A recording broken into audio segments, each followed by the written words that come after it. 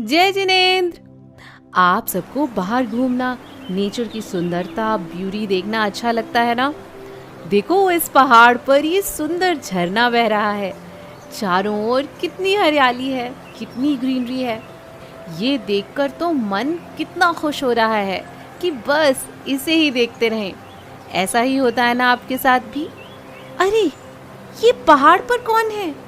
कौन है ये मुनिराज जो इतने ब्यूटीफुल और मेस्मराइजिंग नेचर को भूलकर ध्यान में मग्न है? अरे देखो, आसपास से लोग मुनिराज के दर्शन करने भी आ रहे हैं। चलो हम सब भी भक्ति भाव से इन मुनिराज के दर्शन करते हैं। और देखो, यह रथ पर सवार राजा भी चले आ रहे हैं। अहो, धन्य है हमारे मुनिराज। लेकिन ये राजा गुस्से में क्यों लग रहा है? देखो इनकी आंखों में कितना एंगर दिख रहा है। अरे ये क्या, नमोस्तु करने की जगह तो इस राजा ने लोहे की गर्म गर्म जूलरी इन मुनिराज पर क्यों डाल दी? ये ऐसा कैसे कर सकते हैं? इनमें जरा भी दया भाव नहीं है। फिर भी देखो, मुनिराज तो अभी भी शांत भाव से ध्यान में मग्न है। वो तो थोड़ा भी नहीं हिल रहे। इस राजा को भला इन मुनियों से क्या बैर है? जानना चाहते हैं आप सब भी कि ये यहाँ क्या हो रहा है और ये मुनिराज कौन है? हस्तिनापुर नगरी के राजा पांडु के 5 पुत्र थे। इनके 5 पुत्र अपने पिता की नाम की वजह से ही पांडव के नाम से फेमस थे।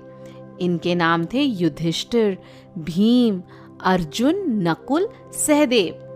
और राजा पांडु के जो भाई थे उनका नाम था धृतराष्ट्र। उनके कितने सन्स थे? उनके 100 पुत्र थे और उनमें से सबसे बड़ा पुत्र था दुर्योधन।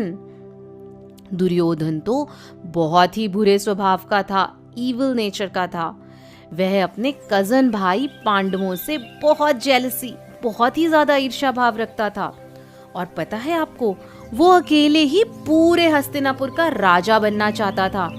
इसलिए हर समय अलग अलग ट्रिक से चीटिंग करके अपने भाई पांडवों को कभी तो मारने की कोशिश करता, कभी उन्हें हस्तिनापुर से निकाल देता, जिससे कि वो छोटे छोटे से पार्ट के भी राजा ना बन पाए। लेकिन 5 पांडव किसी ना किसी तरह हर बार बच ही जाते थे। एक बार तो दुर्योधन ने एक गेम में ट्रिक से 5 पांडवों को हरा दिया और 13 इयर्स के लिए उनको हस्तिनापुर से बाहर कर दिया। पांडवों को फॉरेस्ट में, जंगलों में रहना पड़ा। और बाद में जब वो वापस आए ना, तो उन्हें राज्य देने से दुर्योधन ने मना कर दिया। जब युधिष्ठिर, उनके जो बड़े भाई थे, तब उन्होंने बहुत शांत भाव से कहा कि हमें तो कुछ नहीं चाहिए, बस आप हमें 5 गांव दे दो। लेकिन पता है आपको, दुर्योधन ने तो वो भी देने से मना कर दिया। और पांडवों ने बहुत कोशिश की, बहुत ट्राई किया कि युद्ध ना हो, किसी की भी हिंसा ना हो। फिर भी देखो, भाइयों भाइयों में महायुद्ध हुआ। आपको पता है, इसी महायुद्ध को हम सब महाभारत के नाम से जानते हैं। आपको पता है, इस युद्ध में दोनों तरफ के काफी योद्धा मारे गए और अंत में लेकिन अच्छाई की जीत हुई। दुर्योधन भी मारा गया और पांडव जीत गए। पांडव सुखपूर्वक रहने लगे। इसी बीच आपको याद है ना, द्वारिका नगरी की जलने की घटना हुई। आपने दीपायन मुनि की कहानी सुन रखी है ना, जिसमें द्वारिका जल जाती है। द्वारिका के जलने से 5 पांडव बहुत दुखी हुए और द्वारिका नगरी आए। उन्होंने फिर से द्वारिका नगरी को बसाया, नए घर बनवाए। लेकिन उनका मन अब कहीं नहीं लगता था, क्योंकि जब देवों द्वारा बनाई गई इस नगरी का ऐसा हाल हो सकता है, तो वो सोचते थे कि हमारा क्या होगा। ऐसा सोचकर अब उन्हें ये संसार बिल्कुल बेकार लगने लगा कि हम राज्य के लिए अपने भाइयों से युद्ध कर लिए और बहुत सारे योद्धा भी मारे गए इस युद्ध में। यह सब तो कभी ना कभी नाश होने वाला ही है। ऐसा सोचकर अपने कल्याण के बारे में, अपनी सोल के बारे में सोचने लगे। इसी बीच जूनागढ़ में 22वें तीर्थंकर नेमिनाथ भगवान का समोशरण भी आया। सभी पांडव, द्रौपदी, कुंती, सुभद्रा नेमिनाथ भगवान के समोशरण में गए।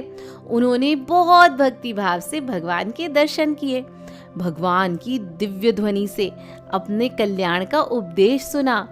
सभी ने अपने प्रीवियस बर्थ्स के बारे में भी जाना।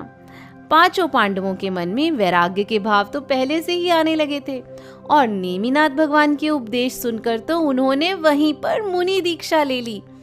कुंती, द्रौपदी, सुभद्रा जो उनकी रानियां थीं, वो भी अपने पूर्व भव के बारे में जानकर, अपने कल्याण के बारे में सोचकर राजुलमती माता जी से आर्य का दीक्षा ले ली।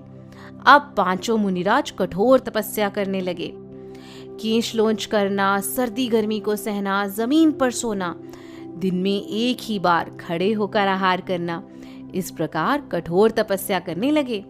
वह तो 6-7 उपवास करते थे, यानी कि 6-7 दिन तक कुछ भी न खाते पीते, और उसके बाद जब आहार करते तो सिर्फ 1 ग्रास का, एक ही मॉर्सल का आहार करते। मैक्सिमम टाइम अपनी आत्मा का ध्यान चिंतन करते रहते थे।